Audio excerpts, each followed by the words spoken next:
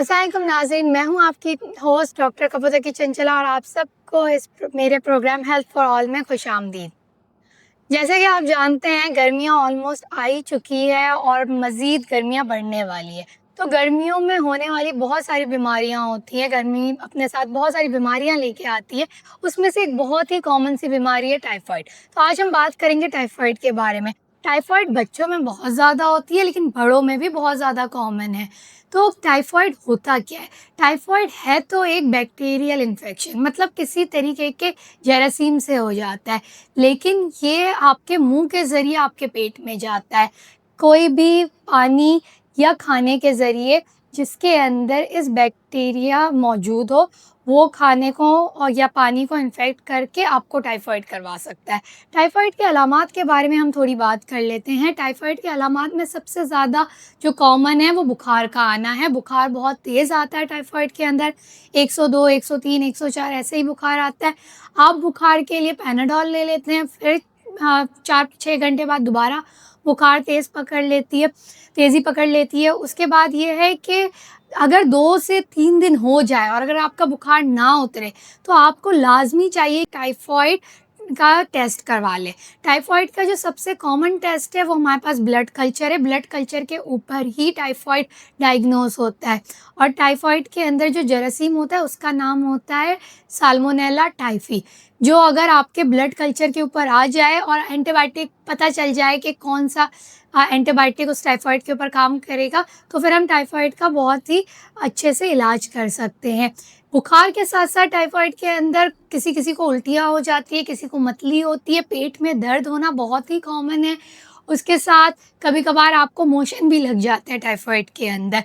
अगर बुखार इतना ज़्यादा हो कि वो किसी भी दूसरे एंटीबायोटिक से सही ना हो, और कभी-कभार टाइफाइड के अंदर किसी-किसी को छोटे-छोटे लाल कलर के रैशेस भी होने लगते हैं, जिसे रोज़ स्पॉट्स कहते हैं। लेकिन रोज़ स्पॉट जो है वो हर किसी को नहीं होते, ज़बान पे भी हो जाते हैं, लेकिन किसी को होते हैं, किसी को नहीं होते। तो सबसे पहले तो अगर आपको इस तरीके की बुखार आए तो आपको चाहिए कि आप अपने किसी करीबी हॉस्पिटल जाके किसी अच्छे इंटरनल मेडिसिन के डॉक्टर से रुजू कीजिए और उनके बताए हुए सारे टेस्ट करें। उसके बाद आजकल जो टाइफाइड सबसे ज़्यादा कॉमन है वो ये है कि मल्टी ड्रग रेजिस्टेंस। इसका मतलब ये होता है कि आम एंटीबायोटिक ऐसे टाइफाइड पे काम नहीं करती और इसके लिए आपको बड़ी से बड़ी एंटीबायोटिक लगवानी पड़ती है। जैसे ही आपको पता चल जाए कि टाइफाइड हुआ है, अगर नॉर्मल एंटीबायोटिक पे उसकी सेंसिटिविटी आती है तो आप वो लगवाते हैं, अगर किसी हैवी एंटीबायोटिक के ऊपर उसकी सेंसिटिविटी आती है तो आपको वो लगवानी पड़ती है।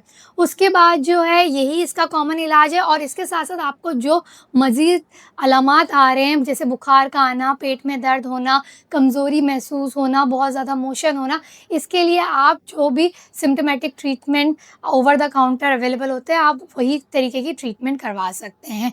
इसके बचने का तरीका यही है कि आप पानी हमेशा उबाल के अगर उबाल के नहीं पी रहे पानी को तो आप फ़िल्टर्ड वाटर पी सकते हैं। उसके बाद खाने को बहुत अच्छी तरीके से बनाएँ, खाने को हीट अच्छी तरीके से प्रोवाइड करें। तो ये बहुत ही कॉमन वजूहात है जिसकी वजह से आपको सल्मोनेला टाइफी के बैक्टीरिया से आप इन्फेक्ट हो सकते हैं। उसके अलावा आप खाना बनाने से पहले हाथ ज़रूर धोएँ, हैंड वॉशिंग बहुत ज़रूरी है। खाने को खोल के ना रखें, बहुत ज़्यादा गर्मी के अंदर ना रखें, क्योंकि ये बैक्टीरिया है ये गर्मी के अंदर बहुत ज़्यादा एक्टिव हो जाता है और बहुत जल्दी ग्रो भी कर जाता है। तो इसके साथ-साथ हम अपने आज के इस प्रोग्राम को यहीं पे वाइंड अप करते हैं और आपको हमारा ये प्रोग्राम कैसा लगा टाइफाइड के बारे में नीचे दिए हुए नंबर पे आप हमें मैसेज करके भी बता सकते हैं और नीचे कमेंट्स करके भी बता सकते हैं कि आज का आपको हमारा ये छोटा-सा टाइफाइड से रिलेटेड प्रोग्राम कैसा लगा और मज़ीद आप हमारे इस शो पे कौन से मज़ीद प्रोग्राम देखना चाहते हैं उसके बारे में भी ज़रूर बताइएगा। तो आज के लिए बस इतना ही। मुझे अपनी मेज़बान डॉक्टर कपूर को आज के लिए इजाज़त दीजिए। अल्लाह हाफ़िज़।